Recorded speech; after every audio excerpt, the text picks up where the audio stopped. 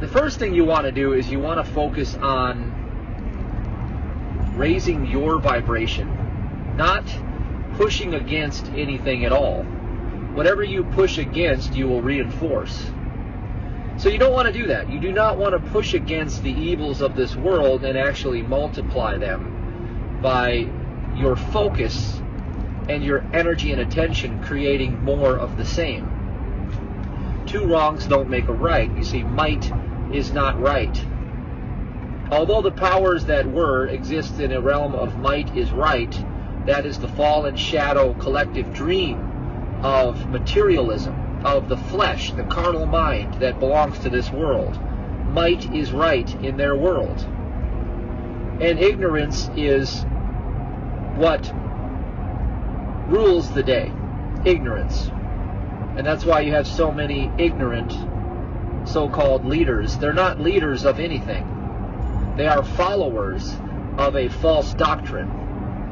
And because they follow a false doctrine, they were never given authority to lead anything in God's kingdom. And so, recognizing that there are two different kingdoms,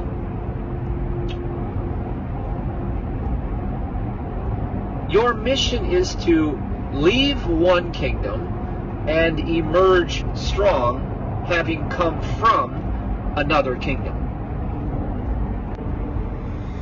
So, yes, we are going to have one mind. We are going to have one God, one power, one presence, one mind, one activity. And this activity is the will of good for man, or manifest creation. And man on the earth is double-minded in all of his ways. He is a carnally minded, sinful, wicked mortal.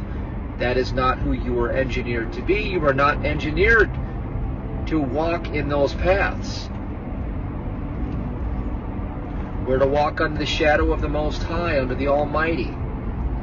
Now that is the consciousness of truth.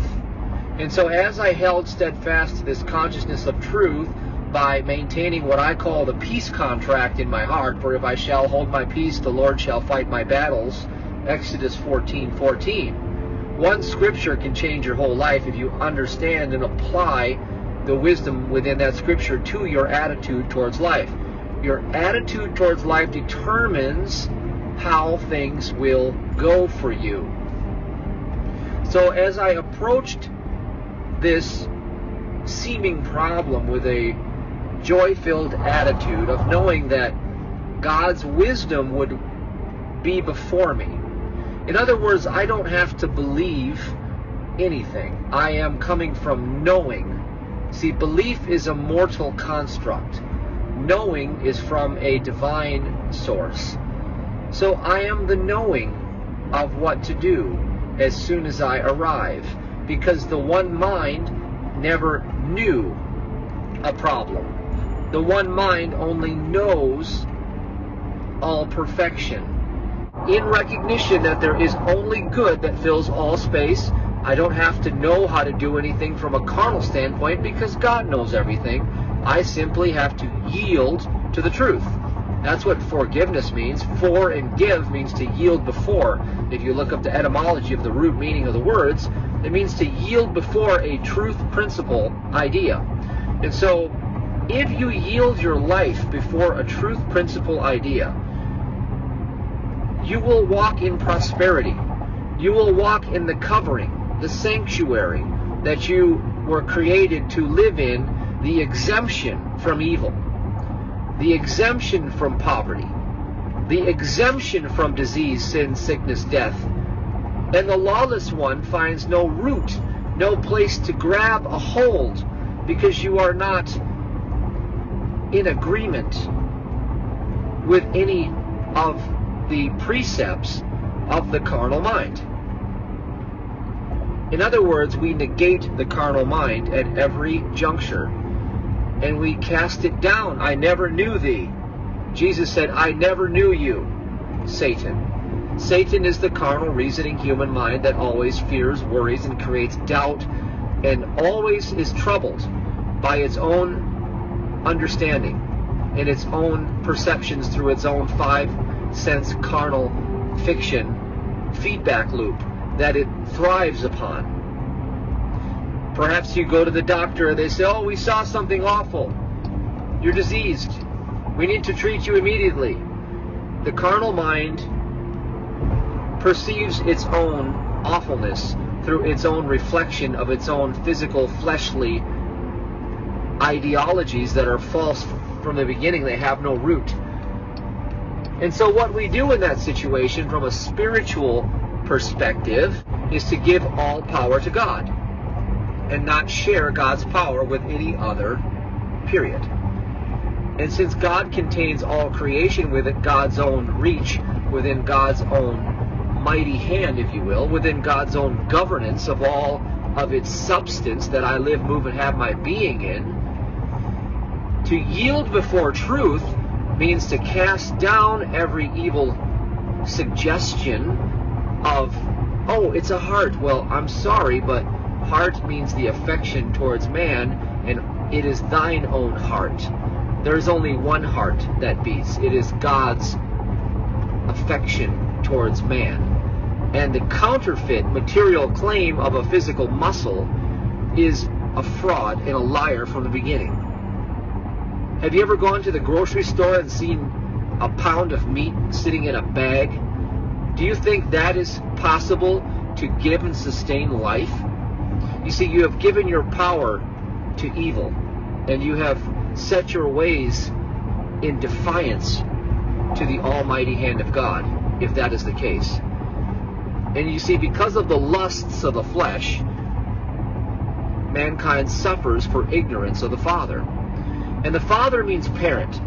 The etymology of the root father means parent, and son means descendant. So you have the parent mind and the descendant of that mind, which are one and the same. So there is only one mind. There is only the reflected activity of one mind, one principle, one beingness. And that one beingness within its own substance, which means its own ideologies, its own ideas of itself, that's the principle experiencing its own harmonious relating within its own members. And there is only harmony at every point of existence and goodness, full stop. And so right where the trouble seems to be, and the carnal mind has observed all of its deceptive reports from the five human flesh senses, there is only good. There is only divine substance. There is only harmonious expression of joy-filled existence. The fruits of the Spirit are the only real thing happening in all of existence, period. Peace, love, joy, kindness, goodness, meekness, temperance, long-suffering, patience. These are all the best way we have to describe the qualities, or what we would call the DNA of the substance within the Godhead, the creation itself, the allness of spirit. And it never deviates from the principle. The formula never deviates, like 2 plus 2 equals 4. It does not change at any point in the universe to accommodate any ignorance.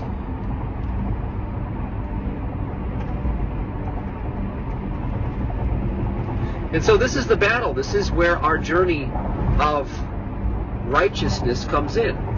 We have to be right-minded. We have to be of the pure mind of God. We have to be the reflection of one mind, which knows no evil, which knows no matter or its laws, which knows no sin, sickness, poverty, disease, death, which knows no power to injure or to harm, which knows no mistake or no error.